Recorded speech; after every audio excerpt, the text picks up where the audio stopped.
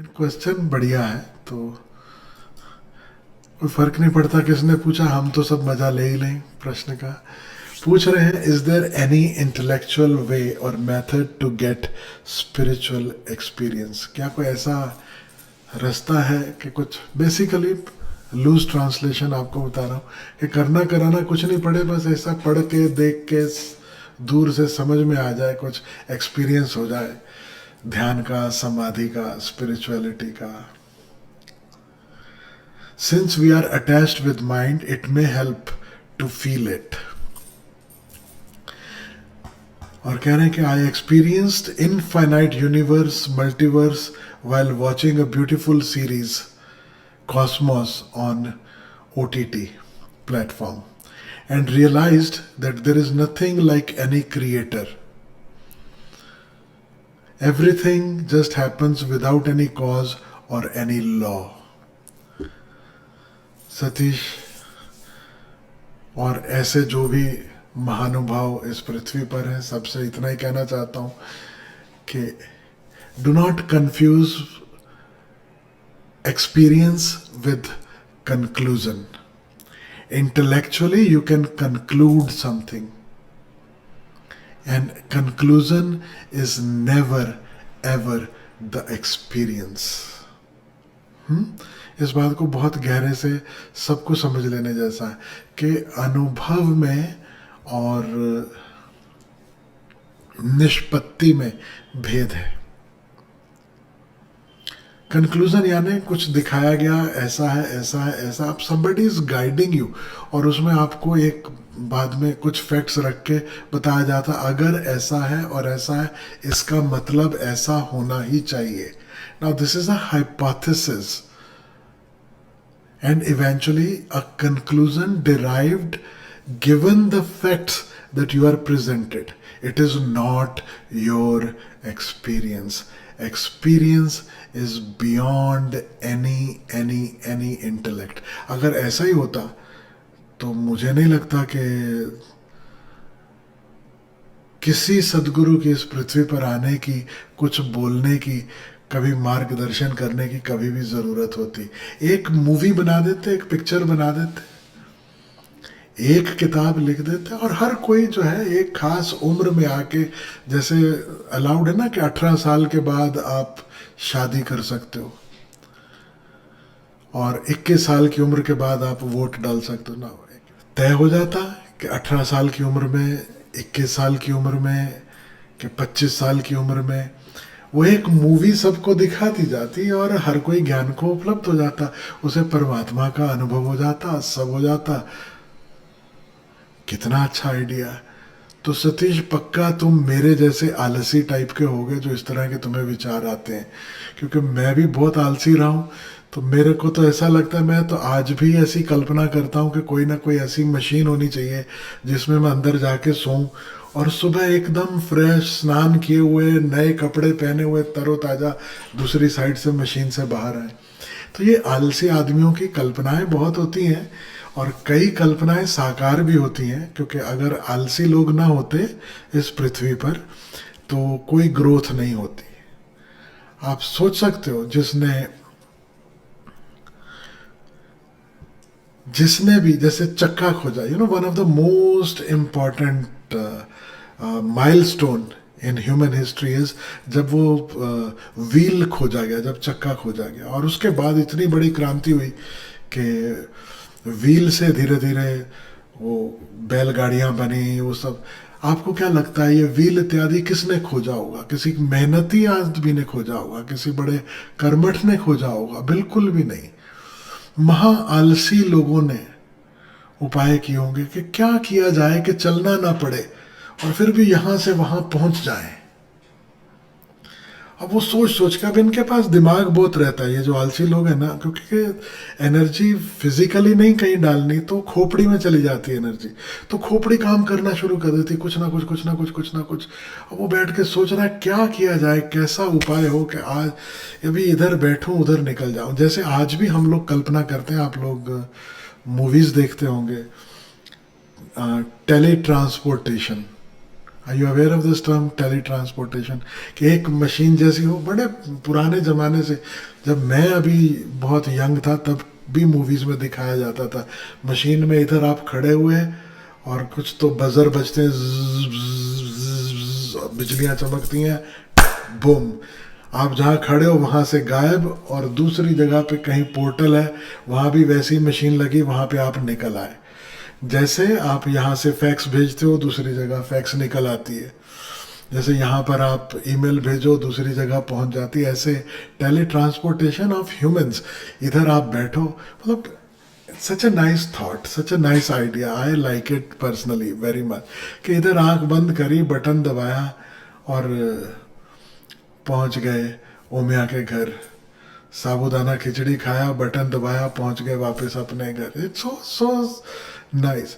लेकिन ख्याल रखना, फिजिकल वर्ल्ड में बहुत उपाय किए जा सकते हैं सुख के लिए, सुविधा के लिए।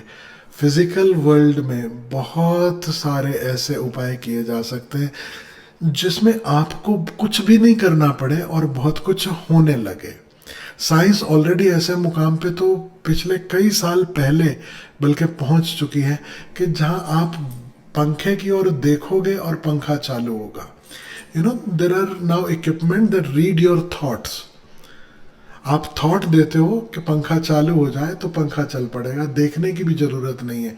आपके मन में थॉट आया कि पंखा बंद हो जाए तो बंद हो जाएगा, लाइट ऑन हो जाए तो ऑन हो जाएगी, ऑफ हो जाए तो ऑफ हो जाएगी। Now science has already reached all these places, but this is all about the world on a physical level, जहां अंतः जगत का सवाल है, जहां जहां आप कुछ मेजर नहीं कर सकते, where there is nothing measurable. When we are talking about beyond form, जब हम फॉर्मलेस की बात कर रहे हैं, निराकार की बात कर रहे हैं और सब्जेक्टिविटी की बात कर रहे हैं, वहां पर वही सूत्र कभी भी लागू हो नहीं सकते। कह रहे हैं, is there any intellectual way or method to get spiritual experience? आप स्पिरिचुअल छोड़ दीजिए, मैं बहुत सिंपल उदाहरण देता हूँ। क्या कोई इंटेलेक्चुअल तरीका है, क्या कोई ऐसा बौद्धिक तरीका है जिसमें आप प्रेम का अनुभव कर सकें? ना, प्लीज अंडरस्टैंड द डिफरेंस। आप जिससे प्रेम करते हो उसे रूबरू आप गले मिलो। आपके मित्र हैं तो आप उनसे हाथ मिलाओ गर्मजोशी से, और आप सिर्फ अपने मित्र के बारे में कहीं पढ़ लो या पिक्चर में देख लो। What experience is it capable of giving you? एक छोटी मोटी झलक मिल सकती है ना? जैसे आप देखो पिक्चर में दो लोग एक दूसरे को प्रेम जता रहे हैं। अब it may resonate your heart, आपके हृदय में भी कुछ वैसी भाव तरंगे। आप जैसे फिल्मी गीत सुनते हो तो दिल में कुछ कुछ होने लगता है। तो ऐसा नहीं है कि बिल्कुल कुछ नहीं होता है, कुछ तो होता है, लेकिन वो एक रेजोनेंस है। दूसरे दो लोग सिनेमा में प्रेम कर रहे हैं, उससे आपके जीवन में प्रेम फलित नहीं हो सकता। प्रेम नहीं फल गया, आपको तृप्ति नहीं होगी। आप गुलाब जामुन बनता देख लें। आप कुकिंग के वीडियो कभी देखते हो? यूट्यूब पे जाके देखना कुकिंग के वीडियो, और फिर कोशिश करना कि तमाम वीडियो देखकर क्या आपकी भूख मिटती है? हाँ, झलक मिल जाएगी, एक असर होगा। आप कुछ ऐसा बनता देख रहे हो, वो देखते देखते आपके मुंह में पानी आने लगेगा। तो there is definitely an effect. एक कॉज है और एक इफेक्ट है। कॉज और इफेक्ट जरूर होगा, लेकिन उसकी एक सीमा होगी, हमेशा याद रखने जैसा है। अभी लोगों ने इंटेलेक्चुअली छोड़ो, पीपल ट्राइड मेकिंग मशीन्स, ये थीटा वेव्स, ये फला तरह की साउंड, ये सुनो और आप मेडिटेशन में पहुंच जाओगे। आपका जो ब्रेन है वो एक ऐसी अवस्था में उसको ले जाया जाएगा कि उसके बाद it is very similar to meditation. लेकिन उसमें और जो हमारी ड्रग्स हैं उनमें कोई भी फर्क नहीं है, कोई भी फर्क नहीं है। एक सिंथेटिक, एक केमिकल ड्रग लेकर के कोई अपनी स्टेट ऑफ कॉन्शियसनेस को ऑल्टर कर देता है, ठीक वैसे ही किसी मशीन के माध्यम से कोई आपकी स्टेट ऑफ कॉन्शियसनेस को ऑल्टर कर दे, या आप कुछ देखते हो स्क्रीन पर, कुछ समय के लिए आपकी स्टेट ऑफ कॉन्शियसनेस जो है वह ऑल्टर हो जाती है। याद रखना, कुछ समय के लिए, this is the keyword here. थोड़ी देर के लिए ऐसा लगेगा, and again you are back into the reality. आप पूछ रहे हैं, कह रहे हैं, अपना अनुभव बता रहे हैं कि मैंने ऐसा अनुभव किया इनफाइनाइट यूनिवर्स के बारे में, मल्टी वर्स के संबंध में। एक पागल आदमी बोल सकता है कि मुझे इन्फिनिटी का एक्सपीरियंस हुआ। जो इनफाइनाइट है, by the very definition it means that which can not be contained in an experience. आप समझ रहे हैं इस बात को? इनफाइनाइट का अर्थ यह है जिसकी कोई सीमा नहीं। आप ये कह सकते हो कि मुझे थोड़ा टेस्ट मिला, थोड़ी झलक मिली। इनफाइनाइट की झलक हो सकती है। तुमने इनफाइनाइट को जान लिया, अरे जिसको जान लिया वो तो फाइनाइट हो गया ना। मैंने असीम को जान लिया, जिसको जान लिया मतलब उसकी सीमा है, वो सीमित है तभी तो जान पाए। जो असीम है उसको कोई कैसे जान सकता है? तो ये जिनको बात मेरी समझ में नहीं आ रही, परेशान मत होना। केवल जो इंटेलेक्चुअल लोग नहीं हैं उनको ये बात समझ नहीं आ रही, और हकीकत यह है कि उनको इन बातों की जरूरत नहीं, वो अपनी जगह बिल्कुल सही है। ये खोपड़ियां जो है ना, उनको खोपड़ी के ढंग से समझाने के लिए खोपड़ी की बात मैं कर रहा हूं। इसका कोई फाइनली कोई अर्थ नहीं है, इससे कुछ मिलने मिलाने वाला किसी को नहीं। खोपड़ी से ना आज तक कभी किसी को मिला, ना कभी मिलेगा। खोपड़ी खुजली की तरह है, खुजाओ थोड़ी देर के लिए, मजा आता है बस। तो सतीश, क्योंकि तुम कभी किसी जमाने में जुड़े हो साथ में, तो मैं तुम्हारे साथ बैठकर बस खुजा रहा हूं। तुम भी मजा लो, मैं भी मजा लेता हूं। लेकिन याद रखना, ना प्यास बुझेगी, ना दौड़ रुकेगी, ना शांति मिलेगी। इंटेलेक्चुअली नहीं। Intellect and experience are two separate worlds all together. एक सीरीज देखते हुए मुझे असीम, अनंत, अनादि अनंत ब्रह्मांड और कई सारे ब्रह्मांडों का अनुभव हुआ। Can you imagine? तुमने देखा इतना सा, वो बैल रहता है ना, उसके दोनों बाजू वो लगा देते हैं तो उसको आजू बाजू दिखाई नहीं देता, उतना ही दिखाई देता। Please go and watch something, do a research on Google. उसमें बताते हैं कि पूरी रात में जो जितना आकाश फैला हुआ, ऑब्जर्वेबल स्काई, जितने सितारे हम ऑब्जर्व कर पाते हैं, वो एक मल्टीट्यूड में, एक उसको अगर हम बहुत दूर से अगर हम देखें तो एक बिंदु जैसा वो खुद है। हमारी गैलेक्सी की तुलना में, यूनिवर्स की तुलना में नहीं, गैलेक्सी की तुलना में, how vast just one Galaxy, the milky way that we are part of. And there are millions of these galaxies.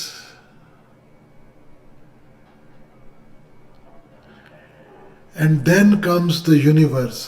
And now here Shri Satish जी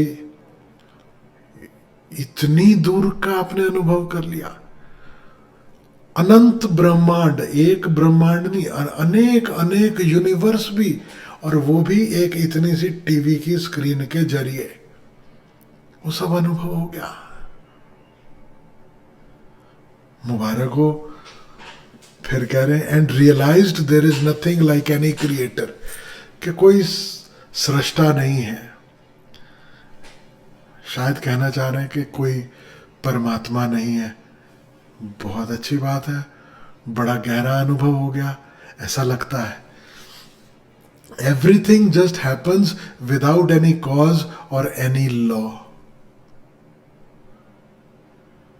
कि भैया सिंपल लॉ भी भूल गए कि सिक्का उछालोगे तो नीचे गिरेगा।